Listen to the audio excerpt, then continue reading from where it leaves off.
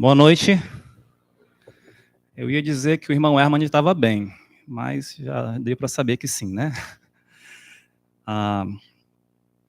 Antes da mensagem, só queria reforçar o aviso sobre o louvor e harmonia, até porque nós estamos na semana aí que antecede, no dia 9, próxima segunda-feira, né? Sem ser amanhã, mas a outra segunda-feira, já iniciamos aqui as atividades do louvor e harmonia. Então, se os irmãos ainda desejarem fazer a sua inscrição, participar, seja cantando no coral ou na orquestra, aproveite, ainda temos mais essa semana. Se você quer participar de outra forma, talvez contribuindo, ajudando naquela semana, ou até contribuindo para que outra pessoa participe que não tem condições financeiras, também pode ajudar com algum valor.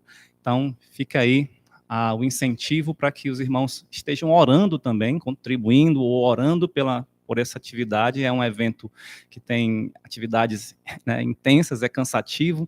Orem, eu peço oração especialmente pela saúde de cada um, aqueles que vão participar como o preletor, como aqueles que vão ser monitores das vozes, né, nesses dias que há algumas chuvas e ao mesmo tempo calor. Quem sofre de rinite, outra coisa assim, né? Eu, por exemplo, já estou sentindo um pouco a garganta, então isso já me preocupa um pouco, mas orem aí para que os irmãos possam ter saúde, também a proteção durante a semana, a saúde, né? Todos os irmãos estarão aqui durante uma semana, em ensaios e tudo mais, então orem por isso e que Deus seja glorificado, né? Que o louvor e a harmonia é do Senhor, né? Não é da Igreja Batista Manancial, a glória não é para nós, é para Deus, queremos oferecer a Ele o melhor, então nos ajudem na oração, tá bom?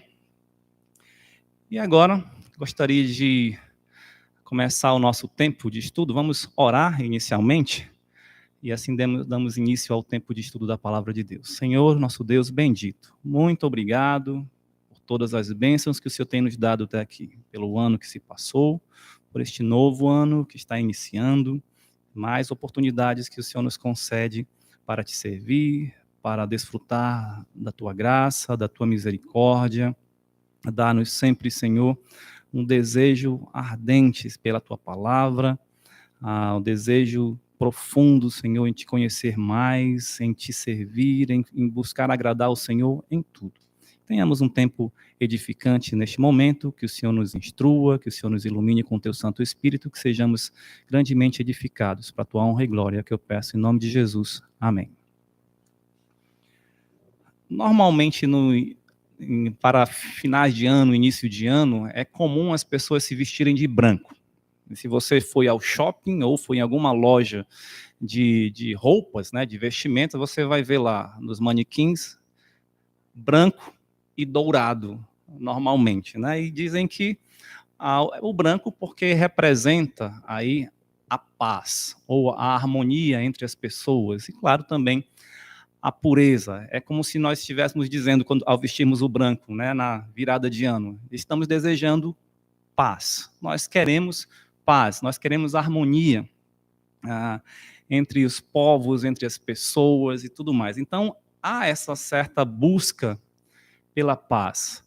A pergunta é, será que a sociedade, de modo geral, busca a paz de Deus, busca a paz da maneira correta, aquela paz que é perfeita, que é plena, que é verdadeira, busca de maneira também saudável, de maneira correta, ou não? Há alguns meses atrás, eu creio que uns 2 meses atrás, eu tive a oportunidade de pregar aqui na igreja, Filipenses 4, versículos 2 até o 4. E eu gostaria de continuar, então, aquele estudo. Os irmãos podem abrir suas Bíblias para Filipenses capítulo 4. Vimos, então, que devemos buscar e seguir o caminho da paz conforme as Escrituras. E uma primeira verdade, uma primeira atitude para buscar a paz é que devemos viver em harmonia com os irmãos. Ou seja, primeiramente buscar a paz com o próximo, buscar a paz com os outros. E baseado em Filipenses, na história aqui pelo menos nessa exortação em relação a Evódia e Sintique, podemos aprender que para viver em paz ou em harmonia com os outros ou com os nossos irmãos, nós precisamos pensar concordemente no Senhor. E essa palavra pensar, a palavra grega que foi traduzida aqui por pensar, não tem a ver apenas com o pensamento, mas com o sentimento, o desejo e com a ação. É querer, é se esforçar em ter harmonia com a outra pessoa, a pensar de acordo com a outra pessoa. E também vimos que esse pensar concordemente não significa simplesmente ter a mesma opinião da outra pessoa, porque isso é difícil, né? Mas é pensar concordemente no Senhor. Pensar as coisas de Deus, né? Os princípios da palavra de Deus nós devemos seguir. Nós podemos não ter acordo em relação a qual é a cor preferida que você tem, qual é o melhor time de futebol, né? Mas quanto às coisas de Deus, nós devemos pensar concordemente. E quando pensamos concordemente segundo a palavra de Deus, nós não vamos viver em conflito com o irmão. Não vamos viver em ansiedades por causa de conflito. Uma outra atitude para buscar essa paz ou essa harmonia com os irmãos é buscar auxílio na pacificação. Talvez um conflito seja tão complicado com outra pessoa que você não consegue olhar para outra pessoa, que você não quer falar com aquela pessoa e está tão fraco que precisa de um mediador, precisa de um pacificador. E foi o que Paulo fez aqui, quando ele diz, no versículo 3, a ti, fiel companheiro de jugo, também peço que as auxilies, pois juntas se esforçaram comigo no evangelho, também com Clemente e com os demais cooperadores meus, cujos nomes se encontram no livro da vida. Ele pediu a um colaborador, talvez era um líder na igreja de Filipos, para que auxiliasse aquelas irmãs a resolver o conflito, a terem a sua comunhão restaurada.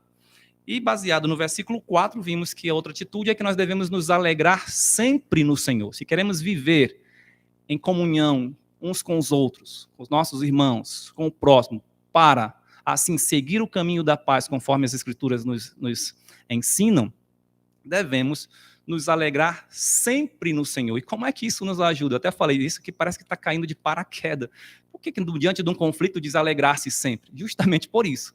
Porque quando nós temos alegria constante em todo o tempo, não vamos ter tempo para ficar pensando, né, abobrinha em relação a esse conflito, a maquinar o mal, a alimentar a mágoa, o rancor. Não, eu devo me alegrar no Senhor. Eu tenho que aproveitar todas as oportunidades que Ele nos dá, inclusive diante de um conflito interpessoal, um conflito no relacionamento, para me alegrar no Senhor. É a oportunidade que Deus está me dando para glorificá-lo. Então, como glorificar a Deus diante de um conflito?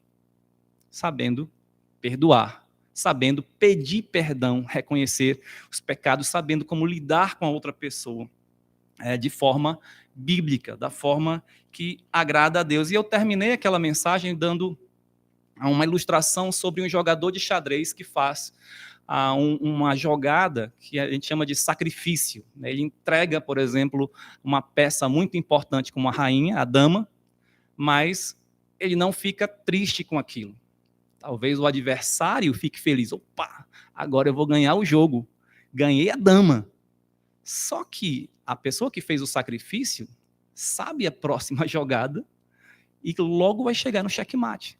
Então a pessoa pode até, esperta, né, pode até apresentar uma aparência assim de me dei mal.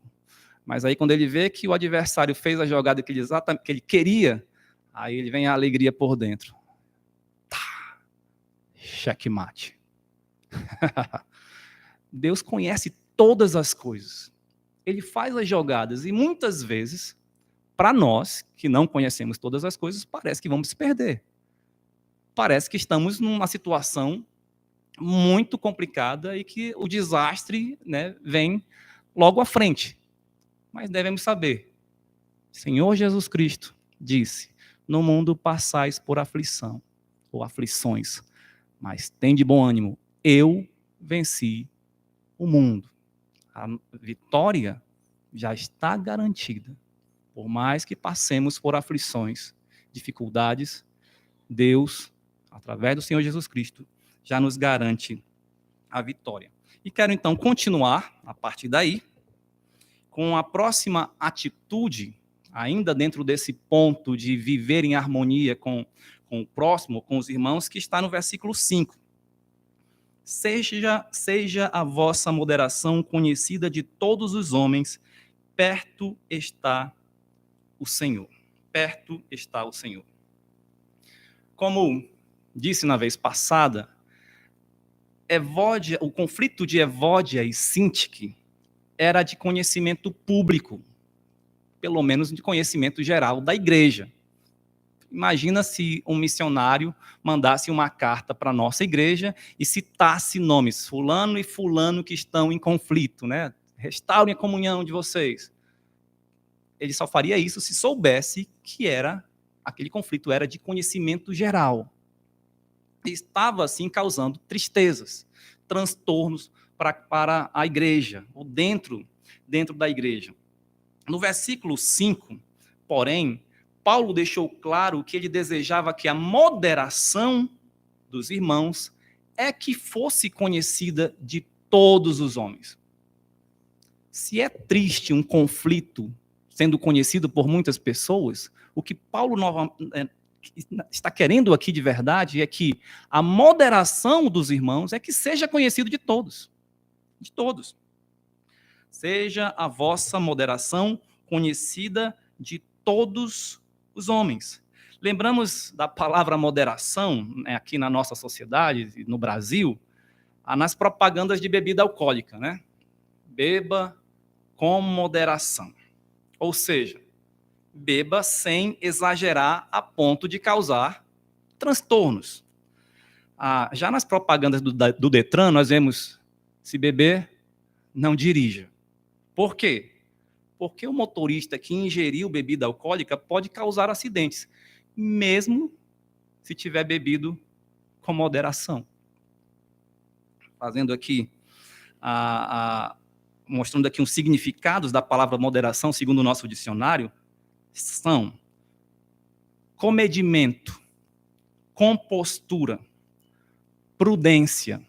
Moderação é ter prudência, ser prudente. Então, acredito que para os crentes, no caso das bebidas alcoólicas, isso aqui fica entre parênteses, né? Não faz parte da nossa mensagem. Agir com moderação é não beber, de jeito nenhum. A palavra grega traduzida por moderação na Almeida Revista Atualizada é apropriado, equitativo, íntegro, suave, gentil. Já na Corrigida Fiel, a tradução é equidade. Equidade normalmente tem a ver com justiça, né, com aquilo que é direito. Na NVI, a tradução é amabilidade. Moderação é amabilidade. É por isso que alguns estudiosos chamam a moderação de doce justiça. Doce justiça. É fazer o que é correto, porém com gentileza, com amabilidade, com doçura. Ser moderado é reconhecer o que é correto, o que é direito, o que é justo, o que é verdadeiro, mas agir com amor e misericórdia. Eu creio que já citei aqui em outras mensagens, porque é uma declaração que eu gosto muito de Warren Wiersbe, que verdade sem amor é brutalidade. Às vezes a gente diz verdade dói, né? Imagina você falar a verdade, tudo que passa na sua cabeça, né, aquilo que passa na sua cabeça para alguém. Como você é feio, hein? Já pensou? Ou coisas piores, né? Você falar alguma coisa para alguém sem amor, sem misericórdia, é brutalidade. Dói, vai causar problemas. Mas vejamos, então, algumas outras referências bíblicas que têm essa mesma palavra, moderação, mas às vezes com uma outra tradução. 1 Timóteo 3:3 diz, não dado ao vinho, não violento, aqui falando, né, sobre o bispo, os pastores, porém, cordato, O que é aqui cordato? É o moderado. Seja moderado, tenha moderação. Que significa estar de acordo ou ter bom senso. Tenha bom senso. Aí veja o que tem próximo. Inimigo de contendas, não avarento. Estamos num contexto de Filipenses de contenda, conflito. Não promova ou não alimente um conflito, mas seja moderado. Aqui está dizendo, seja inimigo de contendas, o que está próximo da palavra cordato ou moderado. Tito 3:2 diz, não difamem a ninguém, nem sejam altercadores, mas cordatos. De novo, a mesma palavra, né? Tenha bom senso. Dando provas de toda cortesia para com todos os homens. Então, a pessoa moderada, ela sabe ser cortês com as pessoas. Sabe ser gentil, sabe ser educado. Tiago 3:17. A sabedoria, porém, lá do alto, é primeiramente pura, depois pacífica e indulgente. É a palavra moderado. Traduzido aqui com a palavra indulgente. Significa que tem disposição para perdoar. Olha que interessante. Ela é clemente, tolerante. A moderação que deve ser conhecida diante de todos os homens é ter a capacidade, dada por Deus, é claro, para perdoarmos, para ser tolerante, né, clemente. E aí continua, tratável, plena de misericórdia e de bons frutos, imparcial, sem fingimento. É fácil, então, notar em todos esses textos uma atmosfera de pacificação. Isso é a marca dos cristãos. É isso que precisa ser conhecido diante de todos os homens. A nossa moderação. Paulo disse aos romanos, se possível, quanto depender de vós, tende paz com todos os homens. Romanos 12:18. Jesus também disse aos seus discípulos, né? Nisto conhecerão todos que sois meus discípulos, se tiverdes amor uns aos outros. João 13:35. Os cristãos devem ser reconhecidos, então, por amar um ao outro, por ser moderado, né? Não por ser um revolucionário, né? um violento, alguém que gosta de estar sempre brigando, um iracundo, aquele que fica lutando e brigando pelos seus, aquilo que considera os seus direitos. Não. É claro que, ao ser moderado, né, o ser moderado não significa ser passivo ou inerte. Eu vou ser bobo, então eu vou aceitar tudo, né? Eu vou ter que ficar engolindo sapo o tempo todo, eu vou ter que ter sangue de barata, estou usando aqui várias expressões, né? Sangue de barata. Será que é isso? Assim, às vezes a gente vai ter que, sim, aguentar muitas coisas, mas isso não significa ser passivo. O próprio texto que eu citei aqui, Romanos 12:18, em todo o seu contexto, podemos até dar uma olhadinha, mostra que o cristão é bem ativo. Vejamos a partir do versículo 11 de Romanos 12. No zelo não sejais remissos, ou seja, no cuidado não seja lento, não seja negligente, sede fervorosos de espírito, servindo ao Senhor. Regozijai-vos na esperança, sede pacientes na tribulação, na oração, perseverantes. Compartilhai as necessidades dos santos, praticai a hospitalidade, abençoai os que vos perseguem, abençoai e não amaldiçoeis. Alegrai-vos com os que se alegram e chorai com os que choram. Tende o mesmo sentimento uns para com os outros, em lugar de serdes orgulhosos, condescendei com o que é humilde. Não sejais sábios aos vossos próprios olhos. Não torneis a ninguém mal por mal. Esforçai-vos por fazer o bem perante todos os homens. Se possível, quanto depender de vós, tende paz com todos os homens. Não vos vingueis a vós mesmos, amados, mas dai lugar à ira. Aqui se referindo à ira de Deus. Porque está escrito, aí Deus fala, a mim me pertence a vingança. Eu é que retribuirei, diz o Senhor. Pelo contrário, se o teu inimigo tiver fome, dá-lhe de comer. Se tiver sede, dá-lhe de beber, porque fazendo isto amontoarás brasas vivas sobre a sua cabeça. Não te deixes vencer do mal, mas vence o mal com o bem. Isso não é inércia. Isso não é passividade. Isso é muita atividade. muita ação. Essa é a ação do crente. Suportar, mas agir em amor. Já pensou? Abençoar os que nos perseguem?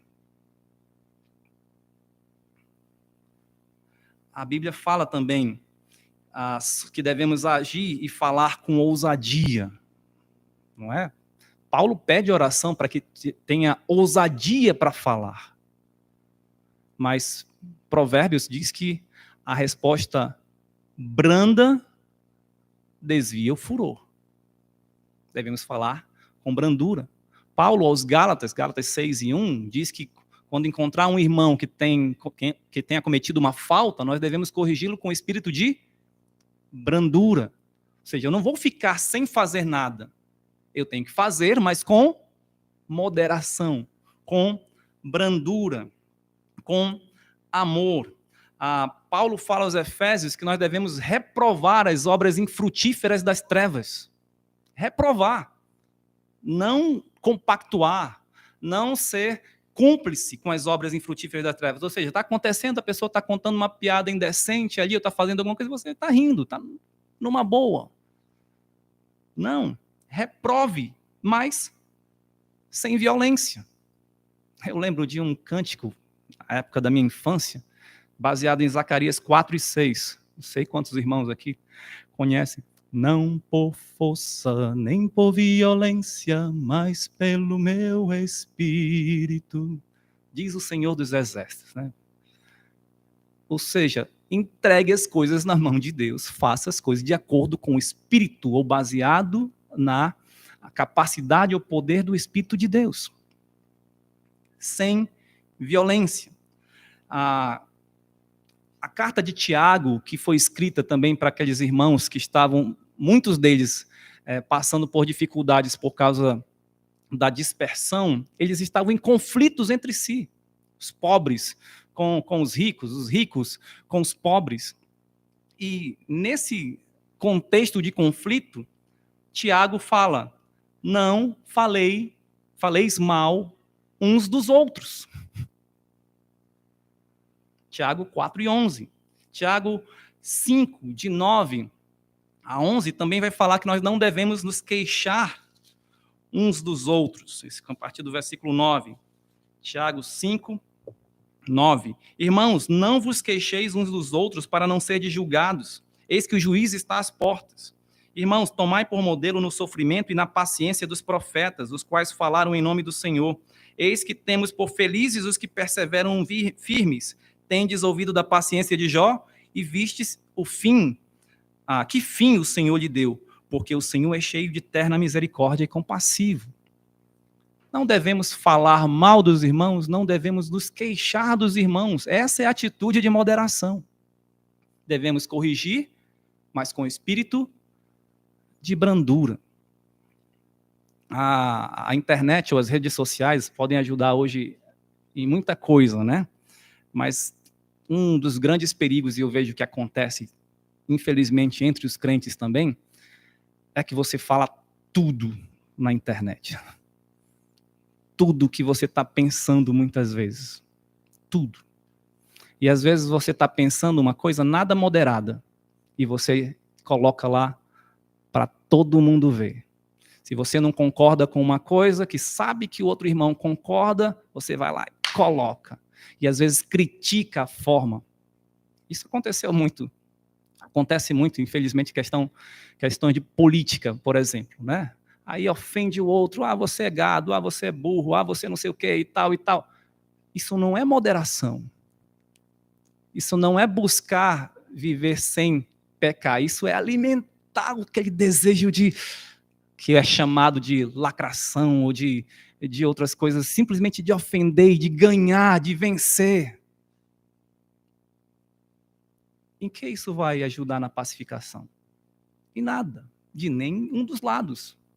Nada. E nem aquele que quer ficar no meio. Porque às vezes aquele que quer ficar no meio diz assim, eu tenho o direito de criticar os dois, sem ser criticado. Nós somos maus, irmãos. Nós temos um coração pecaminoso e nós temos essa tendência. A tendência é tão grande que se você olha um vídeo na internet com esses debates, ou quando um está falando contra o outro que você não concorda, e ele ofende, faz isso e aquilo, e ridiculariza, você gosta. A nossa carne gosta. Isso não é ser moderado. E nós, muitas vezes, nos alimentamos dessas coisas. Isso nos faz mal. Nos faz mal. O Senhor julgará todas as coisas. A Ele pertence a vingança. Paulo termina o versículo 5, voltando aqui a Filipenses 4, dizendo: perto está o Senhor. Então, seja a vossa moderação conhecida de todos os homens. A ideia aqui é, por quê? Porque o Senhor está perto. Perto está o Senhor. Esta é a razão por que devemos ser moderados. Mas o que essa declaração significa? Há dois entendimentos. Um primeiro, que eu vejo que talvez é o mais... é o preferido de muitos pastores, muitos intérpretes, né, da palavra de Deus, é a iminente volta de Cristo. Perto está o Senhor, ou seja, a vinda do Senhor está perto. Ele não está aqui, no sentido físico, né, mas ele está chegando, está próximo. E como é que nós podemos ver isso no contexto? Capítulo 3, versículo 20. Pois a nossa pátria está nos céus, de onde também aguardamos o Salvador, o Senhor Jesus Cristo, o qual transformará o nosso corpo de humilhação para ser igual ao corpo da sua glória, segundo a eficácia do poder que ele tem de até subordinar a si todas as coisas. Portanto, meus irmãos, amados e muito saudosos, minha alegria e coroa, sim, amados, permanecei deste modo firmes no Senhor. Por que devemos permanecer firmes no Senhor? Porque a nossa pátria está nos céus e porque a vinda do Senhor Jesus Cristo está próxima. Ele pode chegar para levar a sua igreja a qualquer momento. E aí fazemos aquela pergunta: você vai estar pronto? E o Senhor Jesus Cristo chega e você não está nada moderado, mas cheio de conflitos, cheio de ansiedades e de brigas e de pecados, e o Senhor vem para buscar. Graças a Deus nós não perdemos a salvação. Mas seria muito triste. O Senhor vem e nos encontra meio que fora da sua vontade. Não é? É interessante pensar assim, porque nós podemos combater a ansiedade, que é... O que é a ansiedade?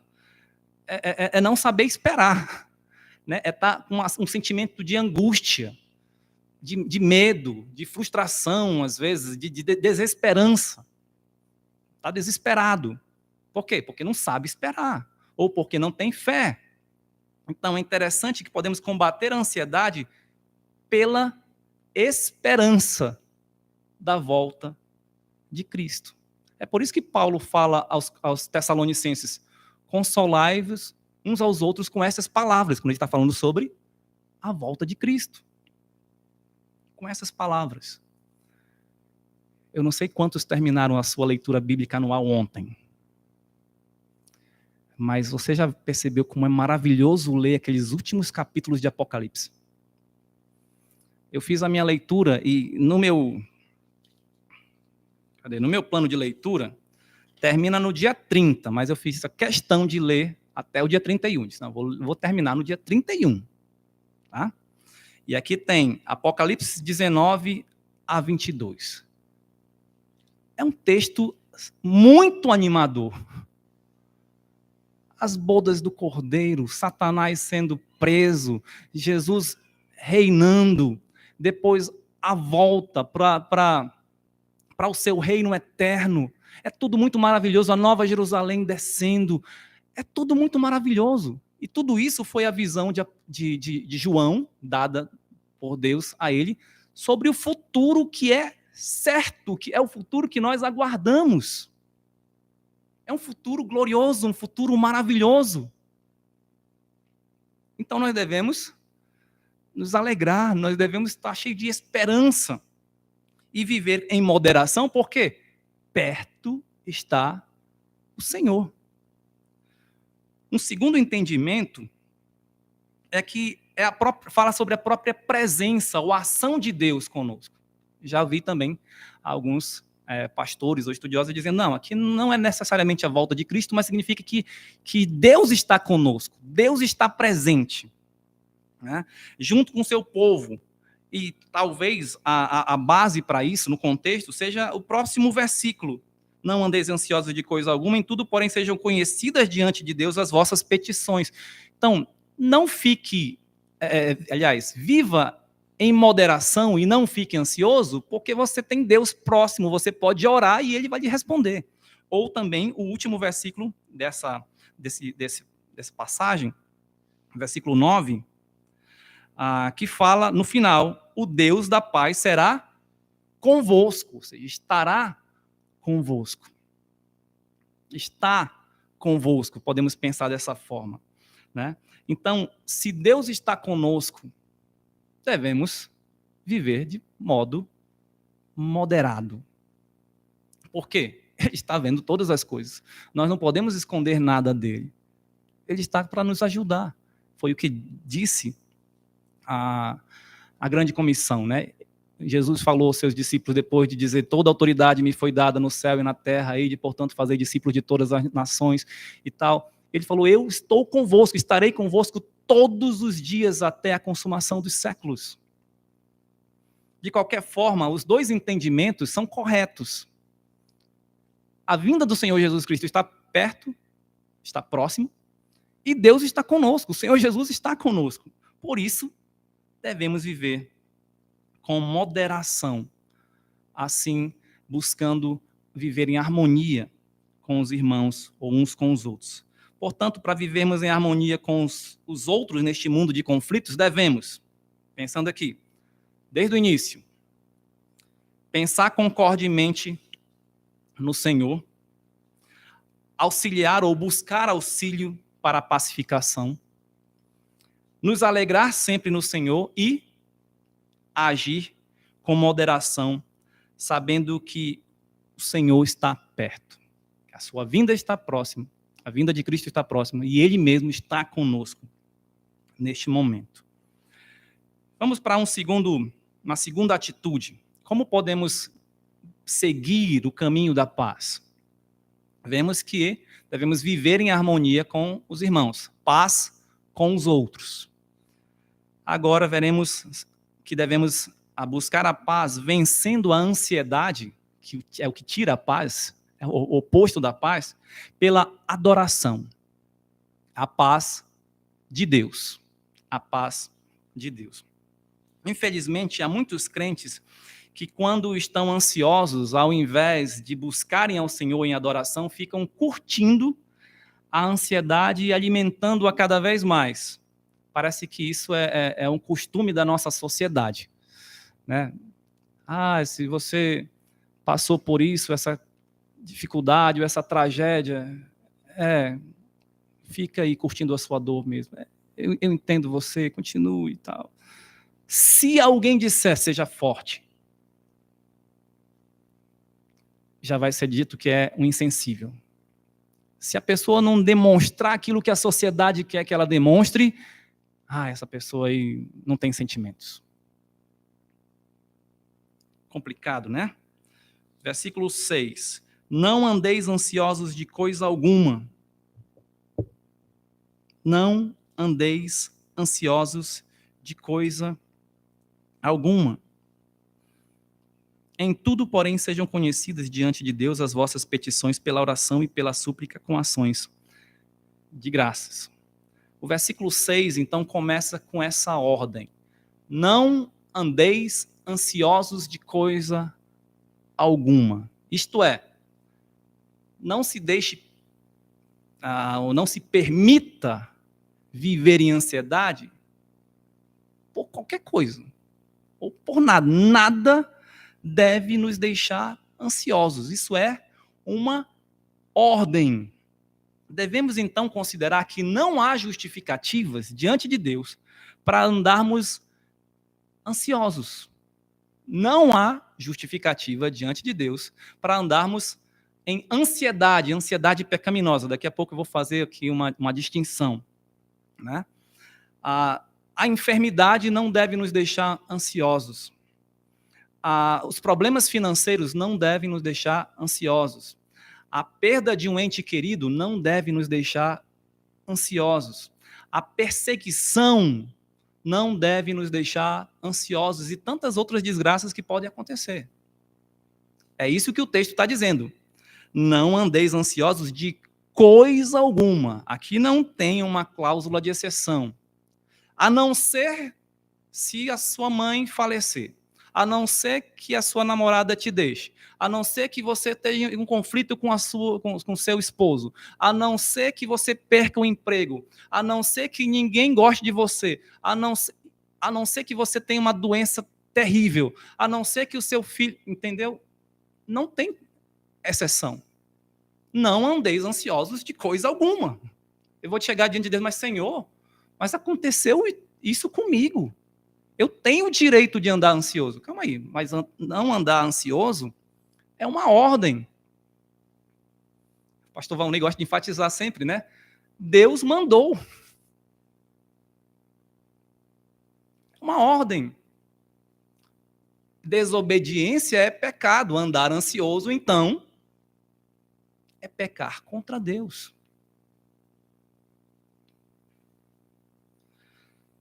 Ah, 1 Coríntios 10, 13, fala que não nos sobreveio tentação que não fosse humana.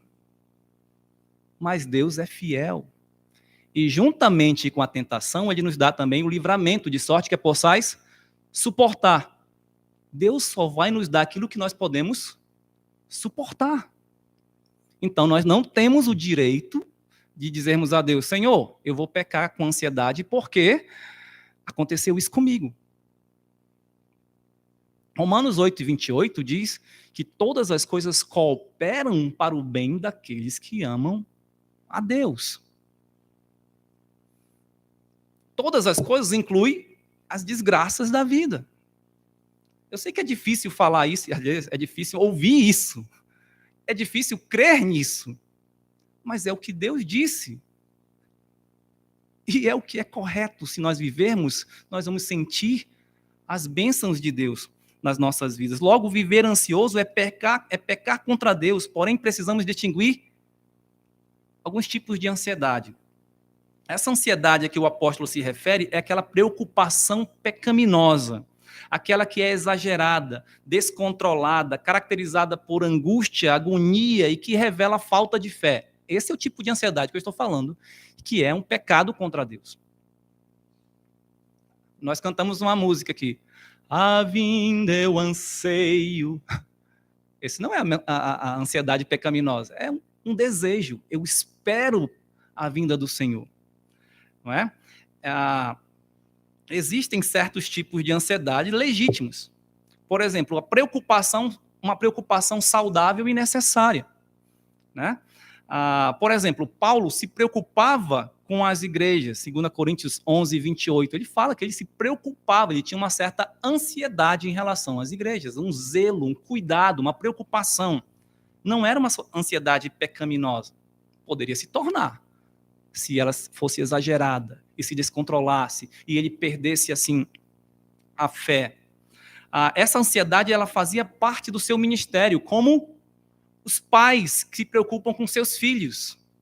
É um tipo de ansiedade legítimo, desde que seja controlada, né? Assim será saudável. O pai que não se preocupa com o filho é esquisito, né? Não é correto. Não é correto. Então, Deus nos dá esse tipo de preocupação para cumprirmos a nossa missão. Essa preocupação, essa ansiedade saudável, nos motiva a agir, a cumprir a missão que Deus nos dá. Mas, quando nos preocupamos por algo que não faz parte da nossa missão, ou daquilo que nós podemos fazer, daquilo que depende unicamente do Senhor, aí caímos em pecado. Eu não posso controlar o clima. Não posso dizer se vai chover ou se não vai chover. Se eu vou adoecer ou não. É claro que eu tenho que andar prudentemente para buscar não adoecer, mas de repente Deus pode me dar uma doença. pode acontecer um desastre, um acidente, que eu não vou controlar.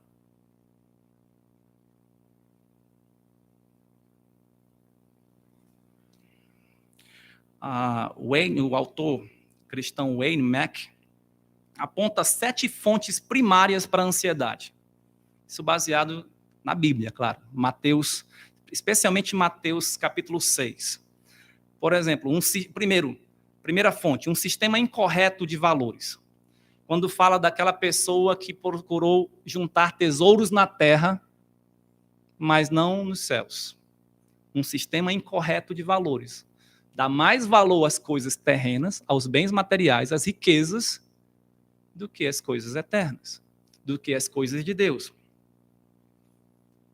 A gente sabe o que acontece, né? Louco, essa noite pedirão a tua alma. E aí?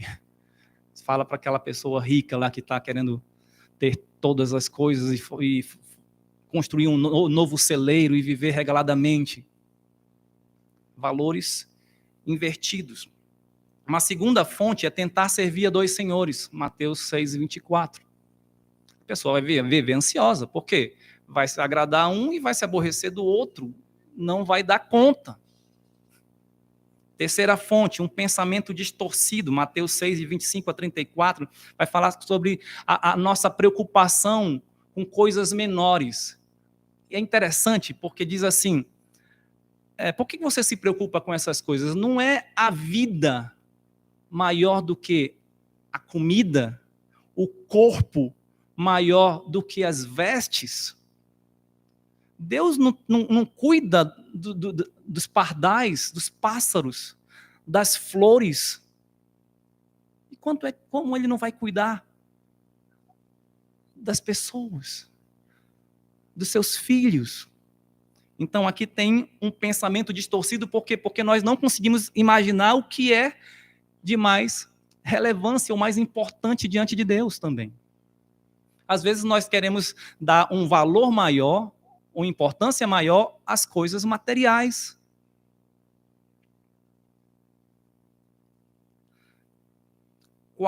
Quarta fonte, um tipo de egoísmo. Senhor, eu preciso ter essa comida. Senhor, eu preciso ter essa vestimenta. Senão, eu não consigo viver direito. Senão, eu não sou feliz. Quinta fonte, uma aproximação superficial da palavra de Deus. Aí ele vai para Mateus 13:22-23. Ali a parábola do semeador. Quando a semente cai naquela terra entre os espinhos. Né? Começa a plantinha a crescer, mas os espinhos sufocam. E aí diz que é o quê? Os cuidados deste mundo tornam a palavra infrutífera. Então, a pessoa até conhece a palavra de Deus, mas de uma forma muito superficial. Então, quando vem as dificuldades desse mundo, ela se desanima, porque ela não entende, ela não tem fé suficiente. Sexto, preguiça, ou a irresponsabilidade, como aquele servo que recebeu ali um talento e ele escondeu e disse, Senhor é muito severo, eu não quero correr o risco de perder esse talento, então eu vou entregar exatamente o mesmo que ele me deu. Preguiça, falta de compromisso, medo de riscos, não quero me arriscar. Eu pregar o evangelho para aquela pessoa, e se ele me ofender? E se não achar bom? E se me xingar? E se rirem de mim? Sétima fonte, incredulidade. Incredulidade. Não creio que Deus vai fazer isso. Aí você vive ansioso. Precisamos combater os pecados que promovem a ansiedade. Mas como se nós somos pecadores? Nós necessitamos do auxílio do Senhor. Então, voltando ao nosso versículo 6, continuando. Não andeis ansiosos de coisa alguma. Então, como combater essa ansiedade? Em tudo, sejam conhecidas diante de Deus as vossas petições pela oração e pela súplica com ações de graças. A adoração é a nossa arma contra a ansiedade. Veja que Paulo contrapõe o andar ansioso com a atitude de adoração. Em tudo, porém, sejam conhecidas diante de Deus as vossas petições pela oração e pela súplica com ações de graças. Paulo exorta os filipenses a, em todas as circunstâncias, em todas as coisas, falar a Deus o que eles desejam que Deus lhes faça. Petições é isso, é pedido. Senhor, eu quero que o Senhor me ajude nisso. Senhor, eu quero que o Senhor faça isso por mim. Petição. Pedido. Por meio de quê? Oração. Essa palavra oração aqui é o que tem a ver com adoração especialmente. Porque essa palavra oração, ela muitas vezes está se referindo a um momento ou a um lugar específico. Aquele momento devocional, aquele momento que você separa para adorar a Deus, para falar com Deus. Ou um lugar que você também vai especificamente para falar com Deus. Uma atitude especial diante de Deus. Essa é a oração. Então, eu faço os meus pedidos a Deus com essa atitude de adoração, ou num lugar especial que eu tenho de comunhão e devoção a Deus. E pela súplica. O que é súplica? É o ato de pedir, mas com humildade e instância, perseverança, rogando a Deus com toda reverência. E, por fim, com ações de graças. O que é ação de graças? Às vezes nós pensamos que ação de graças é simplesmente gratidão da maneira como muitas vezes a gente faz. Valeu! Obrigado aí! Beleza! Né? Alguém faz um favor para a gente responde desse jeito. Valeu, muito obrigado. Acabou-se. Ação de graças é diferente. É uma expressão de gratidão muito mais impactante. É uma oferta de louvor. O que nós fizemos ontem aqui foi um culto de ação de graças. Tudo o que nós fizemos ontem, os cânticos, a oração, a leitura bíblica, o tempo de pregação aqui, foi em adoração, em ação de graças, por todo o ano que Deus nos concedeu e pelo novo ano que Ele está nos concedendo agora. Quando nós cantamos ao Senhor, é uma expressão de ação de graças, cantamos louvores ao Senhor. Quando nós entregamos nossas ofertas, seja de qual maneira for, é uma expressão de ação de graças. É como se você fosse até a casa de alguém, ficasse hospedado por um tempo, um amigo seu, e no final você deixasse alguma coisa para ele. Não que você fosse pagar uma estadia, não, mas uma surpresa, um presentinho, um cartãozinho de agradecimento. Não só o obrigado, mas algo mais, é uma ação de graças. Eu já dei essa ilustração uma vez, é como se um dos cônjuges faz algo para o seu querido, para o seu amado ou amada, e você não chega e simplesmente diz obrigado, mas você beija, você abraça, você dá uma lembrancinha, você faz uma massagem nos pés, você quer fazer alguma coisa para agradar. Isso é ação de graças. É o nosso culto, é o nosso serviço a Deus. Então isso é adoração. Como é que podemos combater a ansiedade? Orando e adorando ao Senhor, sendo gratos a Ele, e isso em forma bem expressiva. Paulo exorta os filipenses a, em todas as coisas, em todas as circunstâncias, adorar a Deus. Colocar diante de Deus as nossas preocupações, as nossas ansiedades, os nossos planos, os nossos desejos e pedidos. Senhor, está aqui, são teus. Sabemos que Deus conhece todas as coisas. Como disse o salmista, até a palavra não nos chegou à língua, e tu, Senhor, já a conheces toda. Salmo 139, 4. Contudo, ele deseja que lhe peçamos ajuda em oração. A oração é uma disciplina de humildade, dependência e fé.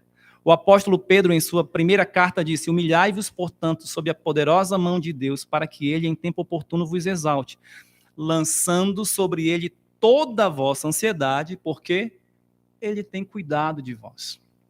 1 Pedro 5, 6 e 7. Oração é adoração. É o ato de colocar Deus em primeiro lugar em nossa vida. Quem não ora, revela que não teme ao Senhor e nem confia nele. Quem não ora, murmura, reclama.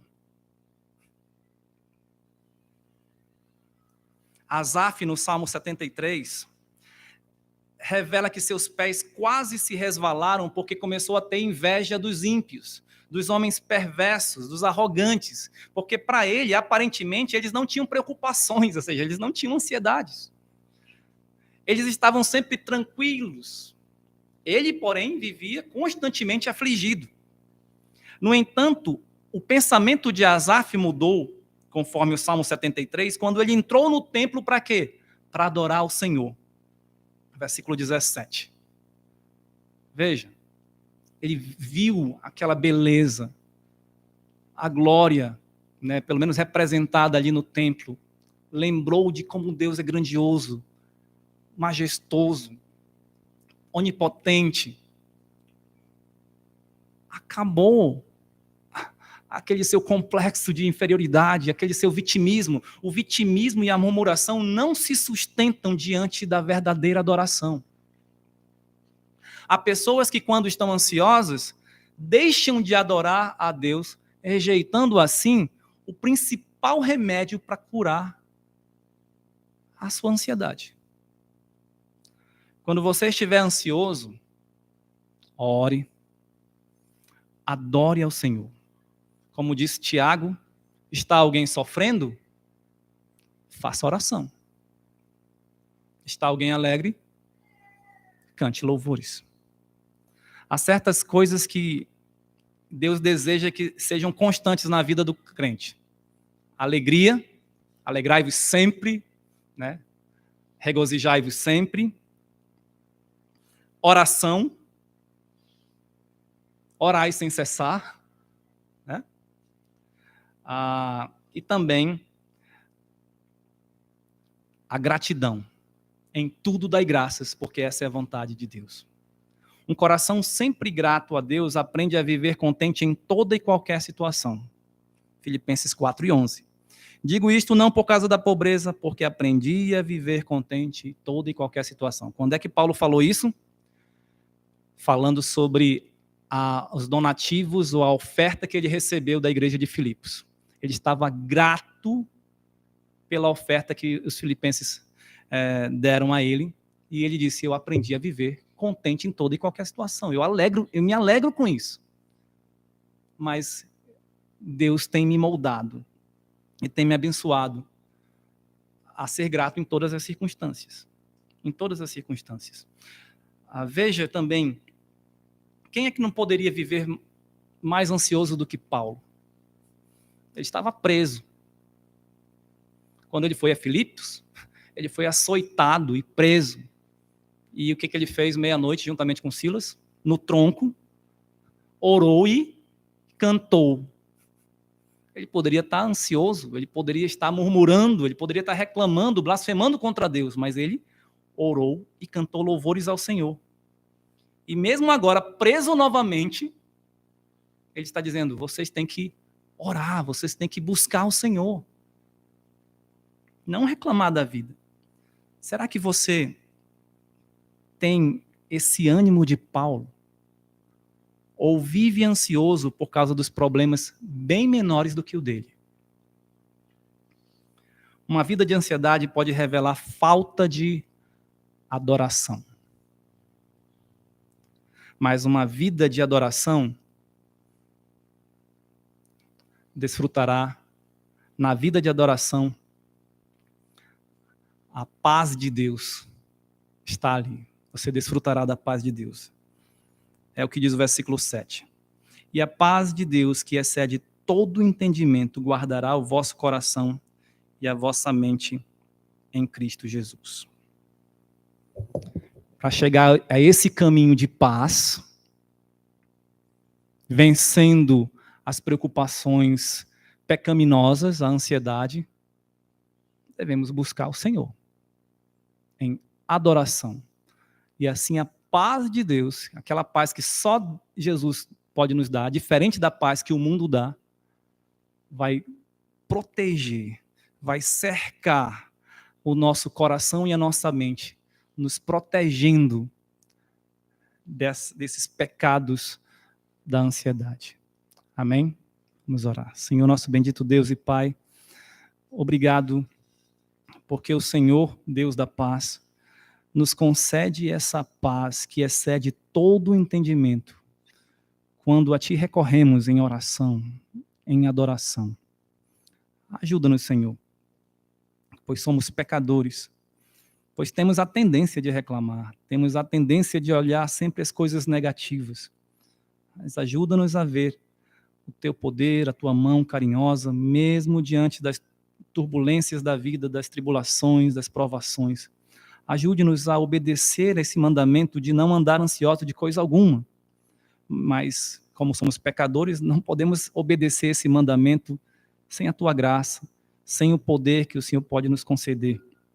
Então, nos ajuda a até irmos contra os nossos próprios pensamentos decaídos, para vivermos de acordo com a Tua palavra, para termos e desfrutarmos dessa paz que só o Senhor pode nos dar. Que eu peço em nome de Jesus. Amém. Nós teremos agora um pós-lúdio. Você pode aproveitar para orar, meditar um pouco mais. E depois do prelúdio, o nosso culto estará encerrado. Deus abençoe a todos.